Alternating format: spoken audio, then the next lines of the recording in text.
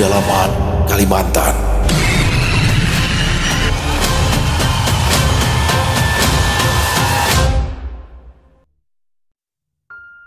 Maaf Mang, ulun anak Batakun. Di sini lagi membuka lowongan gawian kah? Tanya pemuda itu yang menanyakan apakah di tempat itu sedang membuka lowongan kerja. Sudah hampir seharian dia berkeliling mencari lowongan dari toko ke toko yang ada di kota itu. Suara helaan nafasnya terdengar tak beraturan karena emosi yang bercampur aduk. Lagi dan lagi lamaran kerjanya ditolak. Jawaban dari setiap pemilik toko selalu saja tidak ada lowongan, ataupun sudah ada karyawan. Itu membuatnya benar-benar kecewa. Nama pemuda berusia 20 tahunan itu adalah Heri. Dia perantau dari Kalimantan Tengah. Kedatangannya ke Kalimantan Selatan ini bukannya tanpa sebab. Dia diiming-imingi pekerjaan oleh salah satu temannya, namun ternyata ia ditipu. Bahkan uang ongkos dan juga handphone satu-satunya diambil oleh si teman. Dan kini ia luntang-lantung di jalanan. Ingin meminta bantuan pun orang-orang seperti menolaknya. Mungkin karena penampilannya yang bertato dan rambut yang diwarnai hingga membuatnya terkesan urakan atau terlihat seperti anak-anak jalanan yang kecanduan obat-obatan. Harry terduduk di samping trotoar jalan. Badannya sudah sangat lemas. Sudah 3 hari ini ia hanya minum air putih yang diperolehnya dari keran masjid. Untuk meminta makan pada orang, Harry tak punya keberanian. Jadi ia terpaksa menahan perutnya yang lapar dan tetap berusaha untuk mencari pekerjaan. Setidaknya jika ia mendapat pekerjaan, uangnya akan digunakan untuk ongkos pulang. Tapi sepertinya itu hanyalah khayalan belaka, karena hingga detik ini Harry pun tak kunjung mendapatkan pekerjaan. Kamu berhentikah kerja di warung makan dekat alun-alun itu? Ya, aku berhenti. Bosnya itu pemarah. Kerjaannya selalu marah-marah. Kalau kerjaanku ada yang salah. Harry mendengarkan obrolan kedua orang yang melintas di trotoar itu. Maaf, saya mau tanya, yang kalian bicarakan tadi itu warung makan yang mana ya? Tanya Harry sambil mengejar kedua orang tersebut. Itu yang dekat alun-alun, warung makan Anu. Jawab salah seorang seraya menyebutkan nama warung makannya. Kamu kenalkah sama bosnya? Tanya yang lain. Tidak, saya tidak kenal. Kebetulan saya sedang mencari pekerjaan. Siapa tahu ada rezeki saya di warung makan itu, kata Harry sambil tersenyum. Kedua orang itu menatapnya dari ujung rambut hingga ke ujung kaki. Tatapan mereka sulit untuk Harry artikan. Dari logat bahasamu, sepertinya kamu bukan asli sini ya? Iya betul, saya asli dari Kalimantan Tengah. Kemarin baru dapat info dari teman Facebook saya. Katanya di sini banyak toko yang sedang mencari karyawan. Makanya saya tertarik untuk datang ke Kalimantan Selatan. Tapi ternyata saya ditipu. Uang dan handphone saya diambil semua sama teman saya itu. Harry bercerita. Waduh, siapa nama temanmu itu? Zul Kamikaze nama Facebooknya. Saya berteman di Facebook sama dia itu kurang lebih sudah 2 tahunan. Makanya saya percaya sama dia. Ayo kita duduk di situ dulu yuk. Ajak kedua orang itu. Lalu setelah mereka duduk, salah satu orang itu pergi entah mau kemana dia. Dan setelah beberapa saat, orang yang satunya itu datang kembali. Ia kemudian membawa sebotol air mineral dan sebungkus nasi. Ini makan dulu. Setelah ini kami antar ke dekat warung makan itu ya. Semoga saja tempat itu belum terisi, ujar orang itu seraya memberikan nasi bungkus dan air mineral pada Harry. Mata Harry berkaca-kaca. Tadi sangkanya orang asing itu ternyata sangat baik terhadapnya berkali-kali. Ia mengucapkan terima kasih pada kedua orang itu. Memangnya kamu belum coba meminta bantuan sama orang lain kah? Saya nggak enak mau minta tolong secara cuma-cuma. Jadi saya meminta lowongan pekerjaan saja dari toko ke toko. Tapi sepertinya belum rezeki. Kamu ini kalau gak ketemu kami entah gimana nasibmu. Di Kalimantan Selatan ini, kalau ada orang yang meminta tolong, pasti ditolong kok. Apalagi cuma sepiring nasi, pasti dikasih. Harry tersenyum, mulutnya penuh dengan nasi bungkus yang diberikan orang itu. Saya tidak enak minta-minta ke orang-orang.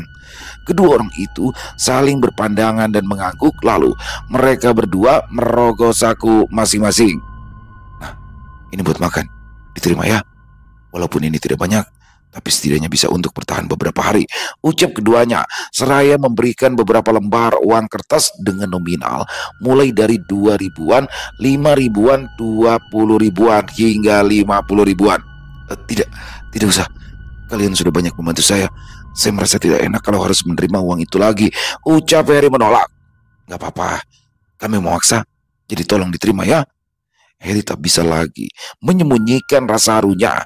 Air matanya perlahan-lahan mulai merembes keluar. Terima kasih banyak. Terima kasih, ucap Harry dengan suara bergetar. Kedua orang itu mengangguk dengan wajah tersenyum. Selesai Harry makan, keduanya lantas mengantarkan Harry ke dekat warung makan bekas tempat kerja salah satu orang yang sudah menolongnya itu. Kamu kesana aja sendiri aja ya. Aku takut kalau aku ikut ke sana nanti kamu tidak diterima, kata orang itu. Harry pun mengangguk. Sekali lagi, terima kasih banyak ya atas bantuan kalian. Saya tidak akan pernah melupakan kebaikan yang sudah kalian berikan. Tapi kalau boleh tahu, siapa nama kalian? Barangkali nanti kita bisa bertemu lagi kapan-kapan. Sudah, kami ikhlas kok. Kamu tidak perlu merasa berutang budi dengan kami. Dan kalau kamu tetap ingin untuk membalas budi, cukup kamu sebarkan saja kebaikan ke orang lain ya. Bantu mereka yang membutuhkan bantuanmu, maka insya Allah pahalanya akan selalu mengalir pada kita semua. Oh iya, dari tadi kita belum sempat berkenalan ya. Namaku Ahmad Nabawi, dan dia ini Muhammad Milkan Ansyari. Oh, saya Herius Sadarmi, panggil saja Harry. Kedua orang itu mengangguk. Semoga berhasil Harry, ucap keduanya sebelum mereka pergi. Terima kasih banyak. Harry melangkah dengan pasti menuju warung makan tersebut. Warung makan itu penuh dengan pelanggan. Alhasil, Harry tak berani untuk bertanya dan ia memutuskan untuk duduk menunggu hingga para pelanggan itu meninggalkan warung. Mau ngamen ya, Dek? Tanya seorang bapak-bapak. Oh, tidak Pak, tidak. Saya kesini ingin melamar kerja, jawab Harry sopan. Oh alah, mau melamar kerja toh? Memangnya kamu sudah ada pengalaman kerja di warung makan seperti ini? Hah? Sebelumnya saya bekerja kasar Pak, menjadi kuli. Tapi baru kali ini saya mau coba kerja di rumah makan. Walah, begitu ya? Memangnya ada ini dari mana asalnya? Saya dari Kalimantan Tengah Pak. Kemarin jadi sampai memutuskan untuk kesini itu karena kena tipu sama teman Facebook saya Pak. Dia bilang di kota ini sedang banyak toko-toko yang mencari karyawan. Tapi ternyata saya ditipu Pak. Uang dan handphone saya diambil semua sama dia. Saya bingung, mau minta tolong sama orang-orang pun saya merasa tidak enak. Karena waktu saya menanyakan lowongan kerja, saya langsung ditolak. Mungkin orang-orang takut dengan penampilan saya yang seperti ini. Sudah beberapa hari ini juga saya tidak makan Pak. Saya cuma minum air keran dari masjid dan tidur di emperan toko. Tapi di saat saya sudah putus asa, saya bertemu dengan dua orang baik. Mereka membantu saya. Dan dari mereka juga saya tahu warung makan ini. Saya berharap ada rezeki saya di sini Pak, kata Harry menceritakan semuanya pada bapak-bapak itu. Si bapak mengangguk. Ia menepuk bahu Harry pelan. Kebetulan saya pemilik warung makan ini, dan kamu saya terima. Tapi dengan syarat, kamu harus bekerja dengan sungguh-sungguh. Bersedia saya arahkan dan tidak keluyuran di jam kerja ya, ujar si bapak. Harry terperangah kaget. Ia menatap lekat pada si bapak. Ini beneran Pak? Tanya Harry tak percaya. Ya, dan kamu boleh langsung bekerja di hari ini. Hanya saja di sini tidak ada mes. Tapi kalau mau tidur di sini, bisa saja. Cuma ya begitu, tidak ada kasurnya. Pak, diterima bekerja di sini saja. Saya sudah sangat bersyukur Pak. Kalau masalah tidur, saya bisa tidur di mana saja. Di depan warung juga tidak apa-apa. Yang penting saya sudah dapat pekerjaan, jawab Harry penuh semangat. Kalau begitu, kamu tidur di sini saja ya, sambil jaga-jaga warung. Karena saya dan istri akan pulang ke rumah kalau warung ini sudah tutup. Baik Pak, baik. Sekali lagi terima kasih banyak ya Pak. Si bapak itu tersenyum. Ayo masuk. Kalau memang kamu mau istirahat dulu, silakan. Atau kalau mau langsung kerja juga silakan, kata si bapak. Saya langsung kerja aja Pak, kata Harry. Si bapak pun mengangguk. Mohon bimbingannya ya Pak, ucap Harry. Setelah mengganti pakaian, Harry pun langsung bekerja. Meski di awalnya ia sedikit kikuk, namun setelah diajari oleh si bapak pemilik warung, Harry pun mulai terbiasa. Tak terasa, sudah 1 minggu Harry bekerja di warung tersebut dan kini ia sudah lebih jago dalam melayani para pembeli. Si bapak dan si ibu pemilik warung itu juga sangat menyukai Harry, mungkin karena kerja Harry bersih dan juga rapi. Ia pun sangat ramah pada pembeli dan seringkali mendapat pujian dari para pembeli di warung makan tersebut. "Besok kita tutup, Harry. Bapak sama ibu mau ke kondangan. Mungkin kami akan pergi sekitar 1 sampai 2 harian ya," kata si bapak hari itu. Harry mengangguk. Baik pak, anggap saja libur buat istirahat ya," ujar si ibu. Harry pun tersenyum dan mengangguk. Setelah tutup warung malam itu, Harry langsung tidur dan si bapak juga si ibu pemilik warung pun langsung pulang. Di keesokan harinya, Harry terbangun sekitar jam 8 pagi. Setelah mencuci wajah, ia lantas membereskan barang-barang seperti piring, gelas, juga meja yang masih kotor. Pokoknya pagi itu, Harry bebersih hingga semua peralatan benar-benar bersih dan kinclong. Sekitar pukul 11 siang, Harry pun mandi, lalu dilanjut dengan memasak mie instan untuk sarapan sekaligus makan siangnya. Sehabis makan, ia kemudian tidur. Di jam 2 siang, Harry pun terbangun dan memutuskan untuk berjalan-jalan sebentar sambil membeli makanan karena meskipun ia belum mendapatkan gaji, tapi Harry mendapat bonus sebesar 100.000 selama 1 minggu bekerja di tempat itu. Jadi uang itulah yang akan ia pergunakan. Namun, baru saja dia keluar alun-alun dan ingin menikung ke jalan sebelah kiri tempat jejeran warung makan berada, Harry dikejutkan oleh orang-orang yang sedang bergerombol seakan sedang menonton sesuatu. Ketika Harry mendekat, ternyata ada 2 orang laki-laki yang sedang berkelahi. Salah satunya membawa sajam dan sajam itu disabet-sabetkan secara membabi buta ke arah lawannya.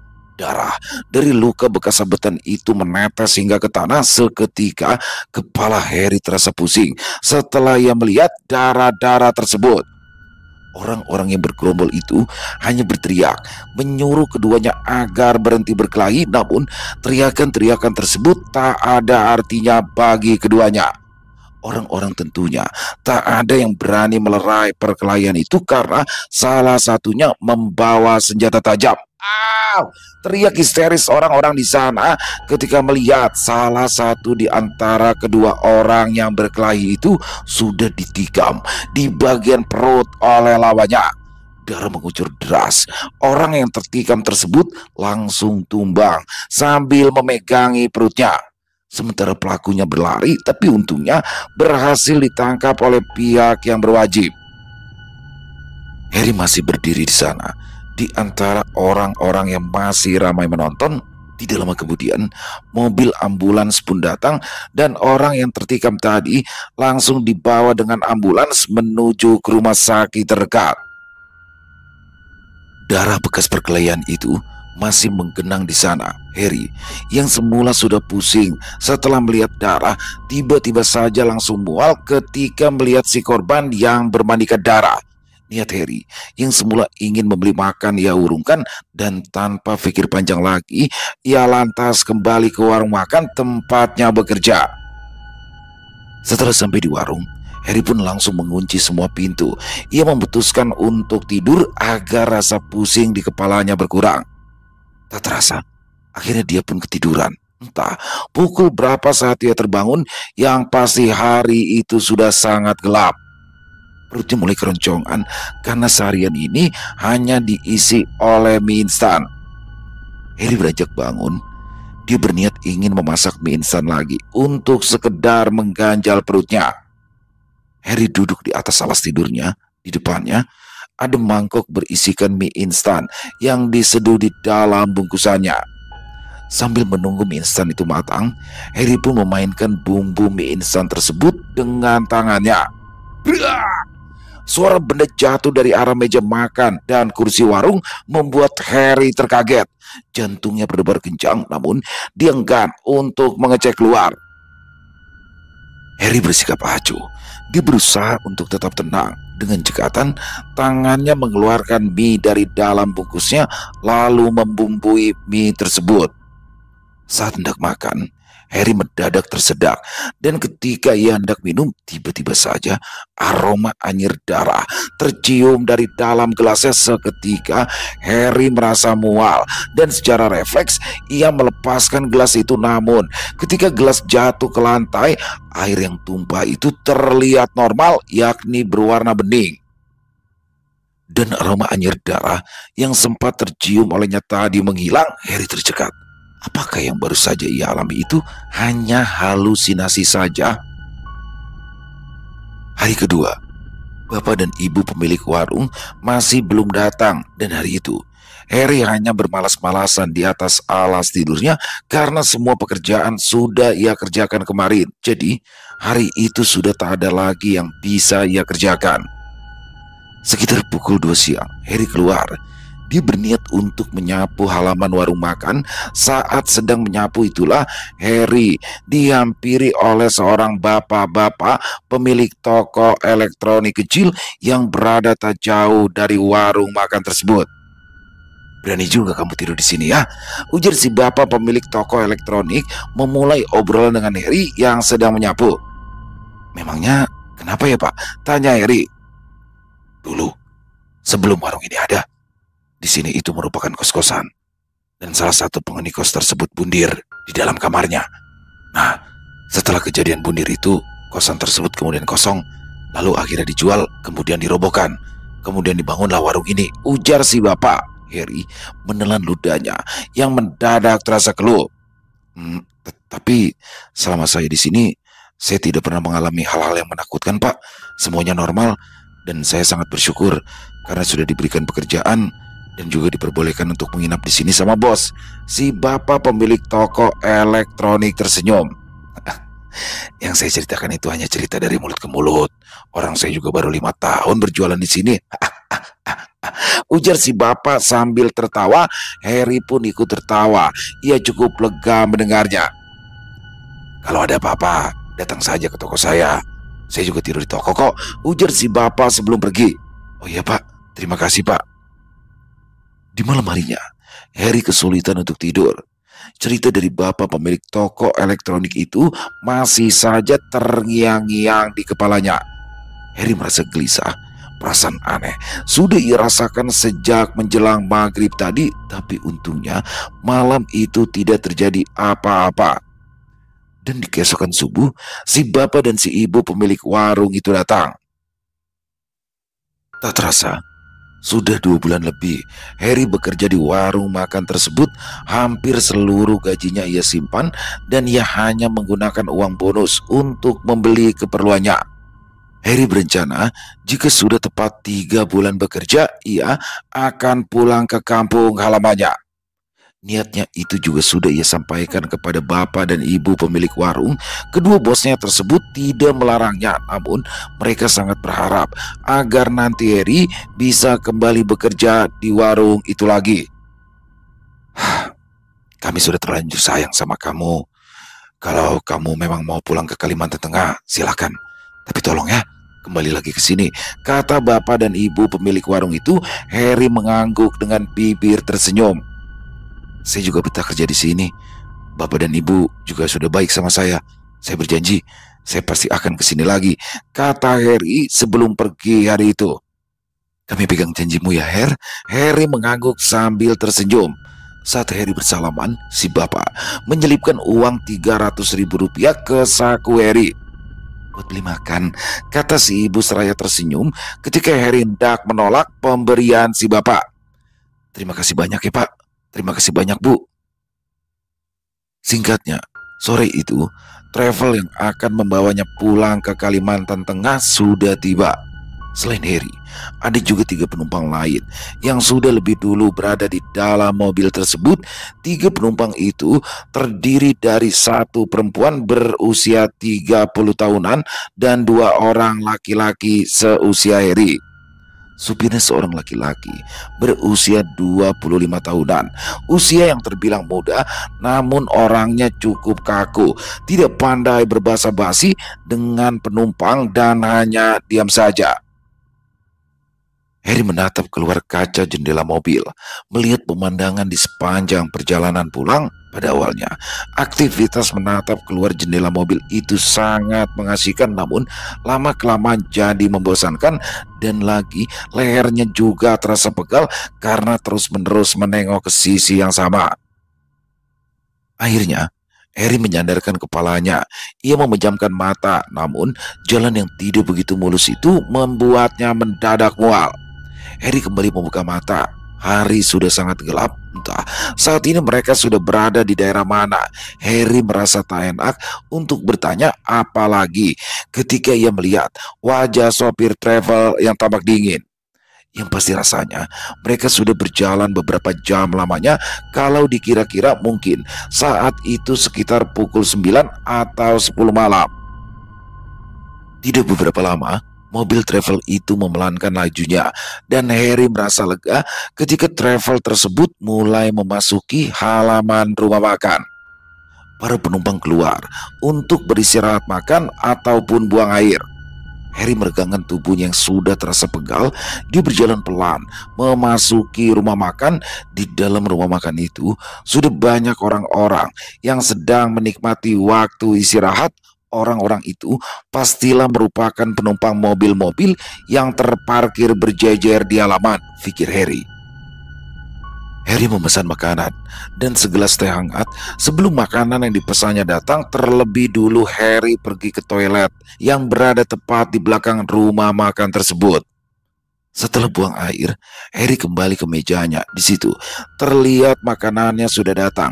Tanpa menunggu lama, Harry lantas memakan makanan itu dengan lahap. Namun, tiba-tiba orang-orang di rumah makan tersebut dikagetkan oleh seorang pelanggan yang mendadak batuk-batukan dan muntah darah. Bahkan, meja dan piring yang ada di depannya itu dipenuhi oleh genangan darah yang ia muntahkan. Harry tercekat. Makanan yang baru saja ia telan terasa hampir keluar lagi. Kena minyak racun, ujar beberapa orang yang ada di sana. Minyak racun. Ya, setahu Harry, minyak racun itu cara penggunaannya adalah dioleskan di bawah piring atau di makanan si target. Jadi, kalau memang benar orang itu terkena minyak racun, itu berarti pelakunya masih ada di sekitaran tempat itu. Jantung Harry berdegup tak karuan. Dia takut kalau dirinya juga terkena racun itu. Tapi untung saja ia tidak mengalami hal-hal yang ditakutkan. Entah bagaimana nasib orang yang terkena racun tersebut. Harry pun tidak mengetahuinya lagi karena tidak lama setelah kejadian tersebut, Harry dan beberapa penumpang travel lainnya dipanggil untuk segera melanjutkan perjalanan. Memang buruk kalau terkena racun seperti itu. Kalau tidak pas pengobatannya, bisa-bisa membawa umur atau mati, ujar wanita berusia 30 tahunan yang duduk di kursi depan. Harry pun cuma mendengarkan. Ia tidak ikut menanggapi karena selain tidak terlalu kenal, orang-orang itu juga tidak mengajaknya untuk mengobrol. Harry masih terjaga. Kalau penumpang lain sudah terlelap dalam mimpi, entah kenapa Harry memang tidak bisa tidur kalau sedang di dalam mobil seperti ini. Kalau terpejam sebentar saja, maka kepalanya akan langsung pusing dan perutnya seketika mual. Harry menatap keluar jendela. Di kiri kanan jalan hanyalah hutan gelap yang tidak ada sedikit pun cahaya. Harry mendadak merinding. Segera ia mengalihkan pandangannya ke arah depan. Alunan lagu remix terdengar menemani perjalanan malam itu. Tapi ada yang aneh menurut Harry, karena semakin lama jalanan itu semakin sempit. Ditambah lagi jalan yang mereka lewati itu seperti jalanan berbatu yang membuat para penumpang merasa tidak nyaman. Mendadak alunan musik remix itu berhenti dan langsung berganti dengan lagu lawas berbahasa Banjar yang sama sekali belum pernah Harry dengar sebelumnya. Meskipun sebenarnya lagu itu bercerita tentang seorang perempuan yang meminta kepastian pada kekasihnya, tapi entah kenapa perasaan Harry sangat tidak nyaman saat mendengarnya. Brak! Mobil berhenti mendadak setelah sebelumnya terdengar seperti menabrak sesuatu. Para penumpang saling berpandangan dengan rasa penasaran, sementara si sopir langsung keluar dari mobil dan ia terlihat berjongkok memeriksa bagian bawah mobil. Salah satu penumpang laki-laki yang lain ikut turun. "Nabrak apa?" tanya si penumpang pada si sopir. Enggak ada apa-apa. Sudah kucek. Sepertinya tidak ada yang tabrak," jawab si sopir. Tidak lama setelahnya, mereka pun kembali lagi ke dalam mobil lalu kembali melanjutkan perjalanan. "Kita ini sudah di daerah mana ya? Kenapa rasanya semakin masuk ke dalam hutan dan jalannya juga semakin rusak?" ujar Harry memberanikan diri untuk bertanya pada si sopir. "Ini jalan pintas. Sebentar lagi juga kita akan keluar ke jalan utama," jawab si sopir. Pada awalnya, Harry merasa lega setelah mendengar jawaban itu. Namun, setelah kurang lebih 2 jam berlalu, nyatanya mereka masih tetap berada di daerah hutan-hutan tersebut. Dan tentu saja, itu memicu berbagai pertanyaan dari para penumpang. "Katanya tadi sebentar lagi kita akan keluar ke jalan raya. Tapi kenapa sampai sekarang kita masih berada di jalanan yang seperti ini?" tanya si penumpang wanita. Mobil pun berhenti. Si sopir mencoba menenangkan para penumpangnya. "Jangan-jangan kamu juga nggak tahu jalan ya?" tuduh penumpang yang lain pada si sopir. "Iya nih, perasaan dari tadi itu kita cuma berputar-putar saja di sini. Jangan bilang kalau kita sedang nyasar." Itu apa itu?" ujar Harry saat matanya menangkap penampakan cahaya merah menyala seperti api yang sedang belayang dari arah hutan lalu mendekat ke arah mobil mereka. Semua penumpang, termasuk si sopir, seketika menoleh ke arah cahaya merah itu dan dengan cepat si sopir lantas melajukan kembali mobilnya menjauh dari cahaya merah tadi. Harry menghela nafas lega, namun tidak cukup lega karena mereka masih berada di tengah hutan anta beranta tersebut. "Nah, itu ada orang. Puji Tuhan, ada orang," ujar si penumpang laki-laki yang usianya tak terlalu jauh berbeda dari Harry. Lampu mobil menyorot seorang pejalan kaki. Kalau dilihat dari penampilannya yang mengenakan pakaian lusuh, sepertinya orang itu baru saja pulang dari suatu tempat, mungkin saja ia baru dari kebun. Mobil pun berhenti dan si sopir kemudian turun. Para penumpang memperhatikan si sopir yang mendekati si pejalan kaki, namun seperti ada yang aneh. Dari gerak-gerik si pejalan kaki itu, ia beberapa kali menggerak-gerakkan kepalanya ke kiri. Dan kejadian tak terduga pun terjadi. Kepala si pejalan kaki itu tiba-tiba saja terlepas dan menggelinding ke dekat kaki si sopir. Otomatis sang sopir langsung berteriak ketakutan, dan teriakan ketakutan juga terdengar dari dalam mobil. Harry menutup wajahnya dengan kedua tangan, dan ketika pintu mobil dibuka lalu ditutup dengan kencang, tidak lama kemudian mobil pun kembali melaju di atas jalanan rusak tersebut. Suasana di dalam mobil itu hening. Tak ada obrolan, tak ada keluh kesah saling menyalahkan. Semua penumpang terdiam dengan wajah yang pucat. Mereka pasti masih syok dengan kejadian tak terduga yang baru saja mereka alami. Tiba-tiba saja mobil pun kembali berhenti. Si sopir memalingkan wajah ke belakang. "Tolong temani saya mengisi minyak," ujar si sopir pelan. Para penumpang lain tak ada yang bersedia turun dari mobil. Mereka lebih memilih untuk membuka jendela dan mengawasi si sopir dari dalam mobil. Tapi si sopir ini tidak mau, karena ternyata ia juga takut jika harus keluar mobil sendirian. Akhirnya, mau tak mau, Harry lah yang maju menawarkan diri untuk menemani sang sopir mengisi minyak. Biasanya, beberapa travel antar provinsi seperti itu memang membawa minyak di dalam jerigen untuk persediaan, karena mereka tidak bisa menjamin di sepanjang jalan selalu ada warung bensin eceran yang buka semalaman. Ya, ibaratnya sedia payung sebelum hujan. Harry keluar dari mobil lebih dulu daripada si sopir. Meskipun takut, namun Harry tetap setia menunggu si sopir. Semilir angin malam membuat bulu kuduknya merebang. "Ayo," ujar si sopir setelah selesai mengisi minyak. Si sopir berlari tanpa menunggu Harry, membuat Harry merasa sedikit kesal. Perjalanan pun kembali dilanjutkan. Harry mulai menguap. Ia merasa sangat mengantuk, namun untuk memejamkan mata, ia juga enggan. Sama seperti para penumpang lainnya, mereka masih terjaga, namun tak ada satupun yang berbicara. "Kapan sampainya ke jalan raya?" tanya Harry memecah keningan di dalam mobil itu. "Maaf, kita sama-sama berdoa saja ya, supaya bisa keluar dari area ini," kata si sopir. Perkataan si sopir tentunya membuat para penumpang semakin ketakutan. Maksudnya? Maksudnya apa?" tanya penumpang wanita. "Saya minta maaf ya, saya rasa kita memang sedang kesasar," ucap si sopir yang langsung membuat para penumpang lemas. Kenapa nggak kasih tahu dari tadi? Makanya kalau tidak hafal jalan, jangan sok-sokan ambil jalan pintas. Begini kan akhirnya, ujar si penumpang laki-laki. Dimarahi seperti itu, sang sopir hanya terdiam. "Sudah 2 kali saya lewat jalan pintas ini, tapi belum pernah saya kesasar seperti ini." Harry menggosok-gosokkan tangan pada kepalanya agar terasa lebih segar. Karena setelah mendengar kejujuran sopir travel itu, kepalanya mendadak berdenyut. "Itu ada cahaya lampu," ujar si penumpang sambil menunjuk ke arah depan.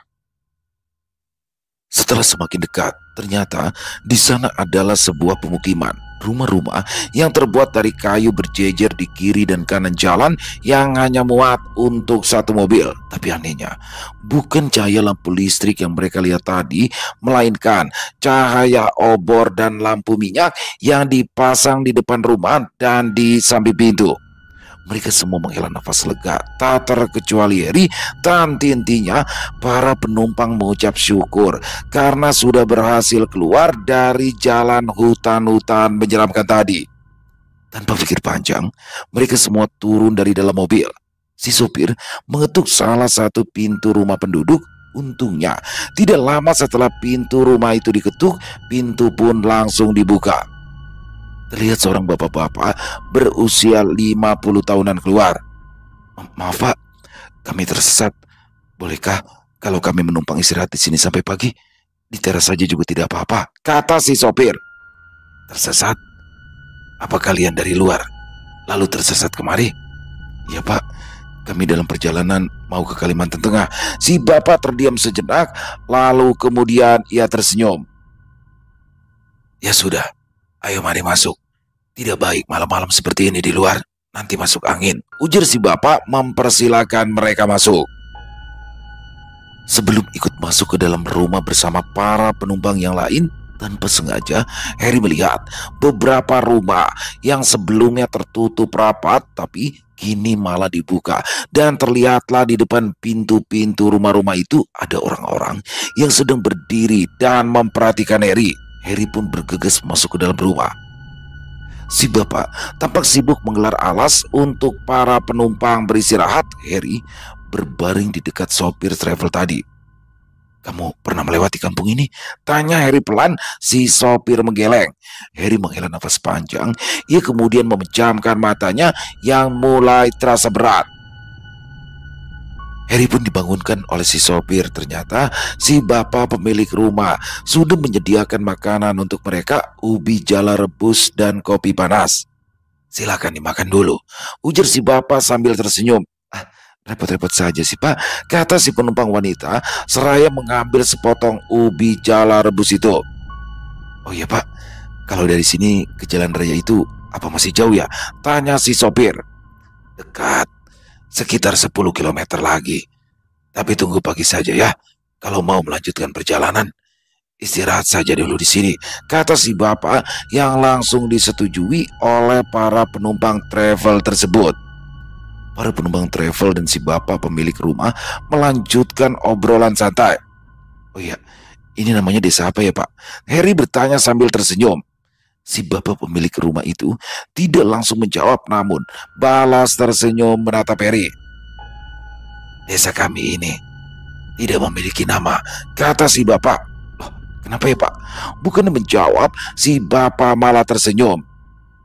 Kenapa, Pak? Harry mengulangi pertanyaan yang sama. Desa kami ini awalnya adalah kebun yang sangat besar. Awalnya yang tinggal di sini hanya beberapa orang saja. Tapi semakin lama, orang-orang luar mulai ikut tinggal di sini, dan akhirnya terbentuklah desa kecil ini. Desa tanpa nama, dan tidak pernah masuk ke dalam daftar desa yang diakui pemerintah daerah. Orang-orang yang tinggal di sini pun hanyalah orang-orang tua. Tidak ada anak-anak ataupun remaja, kata si Bapak. Harry mengangguk. Penjelasan si Bapak cukup masuk akal. Setelah mengobrol dan menghabiskan cemilan, si Bapak lantas menyuruh para penumpang untuk beristirahat. Sudah jam berapa sekarang? Tanya Harry pada si sopir travel. Entah mengapa, Harry merasa waktu itu berjalan sangat lambat dan tidak normal. Kalau dipikir-pikir, rasanya tidak masuk akal kalau hari masih malam, sedangkan perjalanan mereka saat tersesat tadi juga memakan waktu yang berjam-jam. Harusnya fajar sudah mulai menyingsing sekarang. Tapi langit masih gelap, sama sekali tak ada tanda-tanda kalau pagi akan tiba. Jam berapa? Tanya Harry lagi. Jarum jamku nggak jalan, sepertinya mati, jawab si sopir. Handphone mana? Harry kembali bertanya. Astaga, ketinggalan di mobil. Kalian ada yang bawa handphone? Tanya Harry kepada para penumpang lain.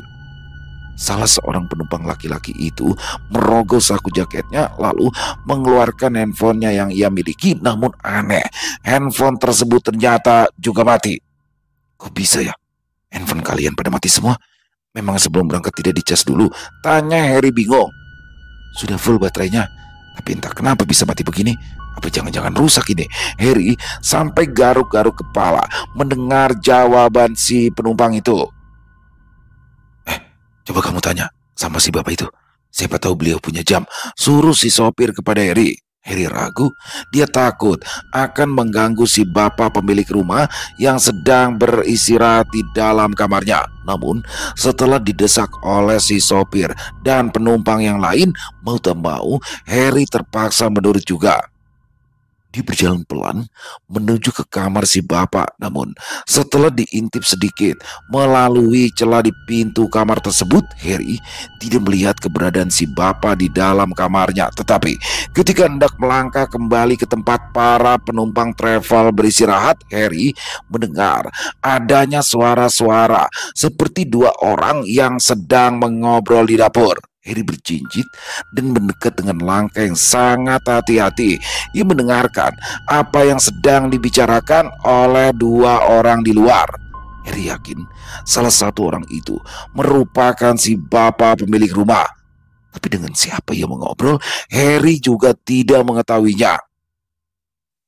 Mereka tersesat dan tidak sengaja sampai kemari.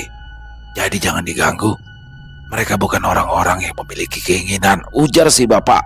Alis Harry berkerut kala mendengar perkataan si Bapak. Apa maksudnya dengan kalimat mereka bukan orang-orang yang memiliki keinginan itu?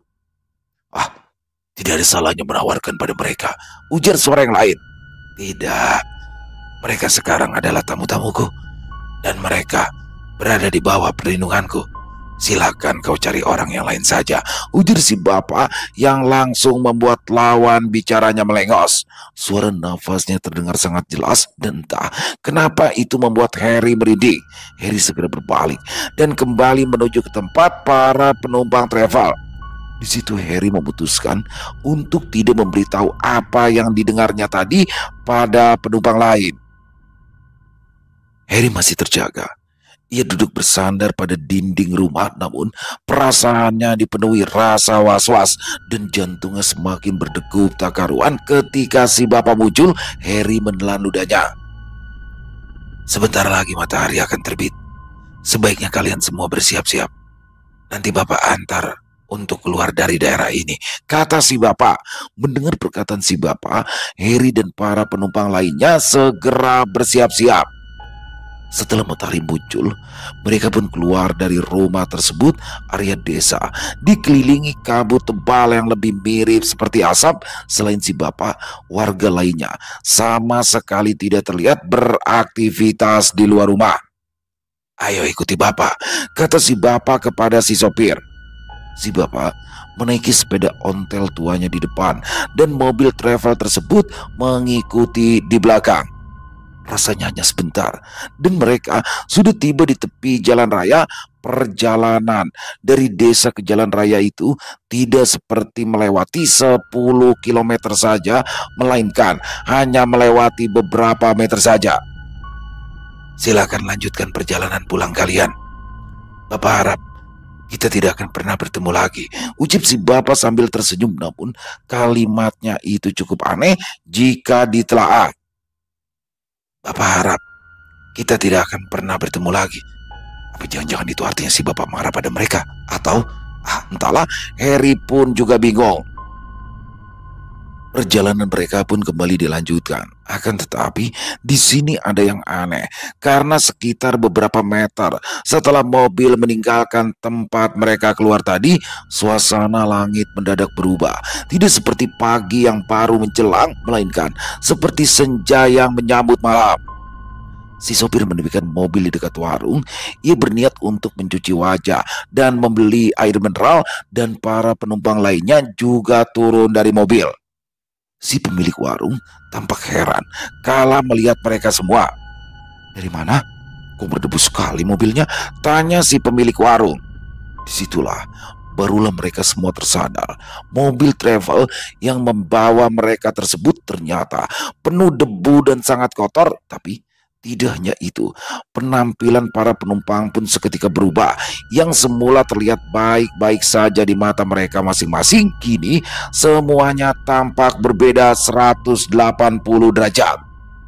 Harry dengan perasaan bingung sampai melongo kalau melihat penampilan para penumpang lain yang terlihat acak-acakan dan kotor seperti bekas tanah.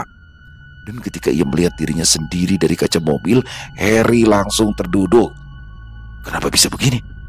Kenapa penampilan mereka yang semula baik-baik saja tiba-tiba secara mendadak berubah seperti itu? Apakah semua yang mereka alami itu ada hubungannya dengan desa Anta Beranta tersebut? Karena menurut penuturan pemilik warung tempat mereka singgah itu, selama ini tidak ada desa di dalam hutan tersebut. Kalau desa nggak ada di hutan itu, adanya itu kuburan. Setahu saya kuburan itu sudah lama di sana. Mungkin sudah ada dari zaman penjajahan dulu, ujar si pemilik warung. Selesai. Wow, luar biasa kisah dari Om Ras. Nih, Om Ras ini salah satu penulis favorit saya, teman-teman ya. Dan sudah cukup lama dari awal ini saya selalu bersama Om Ras ya. Om Ras selalu setia sama saya juga selalu setia nih sama Om Ras. Pokoknya kisah-kisah Om Ras saya sikat habis ya. Dan memang kisah-kisah dari Om Ras itu luar biasa. Pokoknya ini salah satu penulis favorit saya ya. Penulis asal Kalimantan Tengah. Dan pada kisah kali ini luar biasa sekali bagaimana seorang Harry ya. Seorang Harry ini adalah orang asli Kalimantan Tengah yang mana dia merantau ke Kalimantan Selatan, tapi dia ternyata ditipu oleh temannya. Tapi padahal di Kalimantan Selatan sendiri banyak sekali orang-orang baik, dan itu terbukti. Harry yang ditolong oleh pemuda ya, 2 pemuda di sana, dikasih makan, bahkan dikasih duit, dan juga diterima bekerja di warung makan itu. Tadinya saya pikir ini bakalan horornya ada di warung makan ini, ternyata enggak, teman-teman. Ternyata prosesnya ada di perjalanan pulang dari Kalimantan Selatan ke Kalimantan Tengah. Waduh, tapi memang saya udah curiga tuh dari awal ketika mobil itu jalan.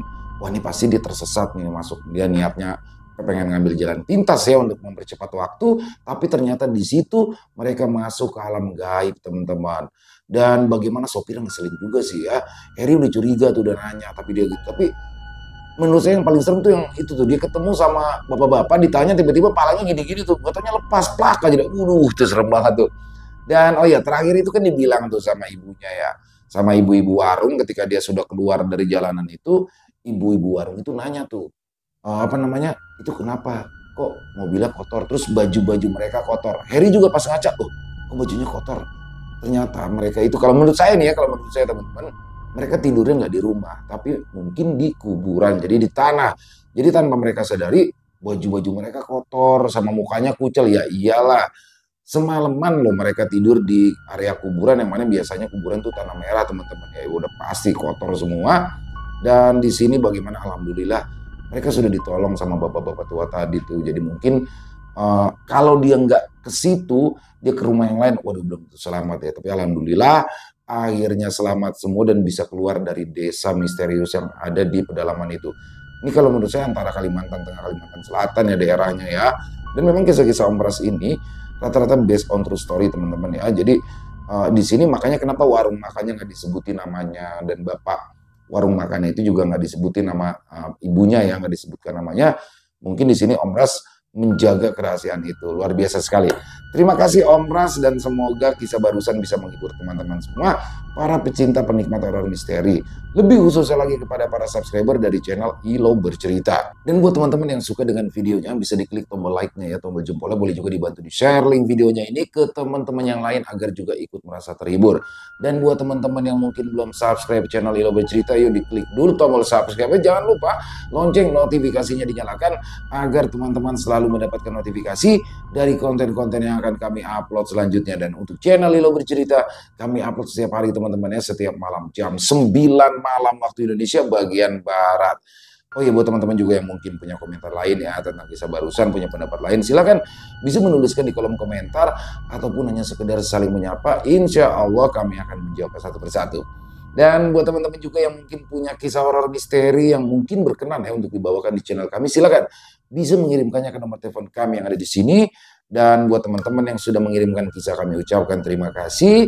Di akhir kata, saya Ilo mengucapkan permohonan maaf apabila mungkin dalam pembawaan kisahnya barusan ada kata-kata saya yang salah, ataupun ada kata-kata saya mungkin yang kurang berkenan. Saya mohon dibukakan pintu maaf yang seluas-luasnya. Sampai berjumpa lagi di konten-konten kami selanjutnya, yang pasti tidak kalah serunya, pasti tidak kalah horornya, masih bersama saya Ilo di channel Ilo Bercerita. Salam sehat, sukses selalu untuk kita semua. Wassalamualaikum warahmatullahi wabarakatuh.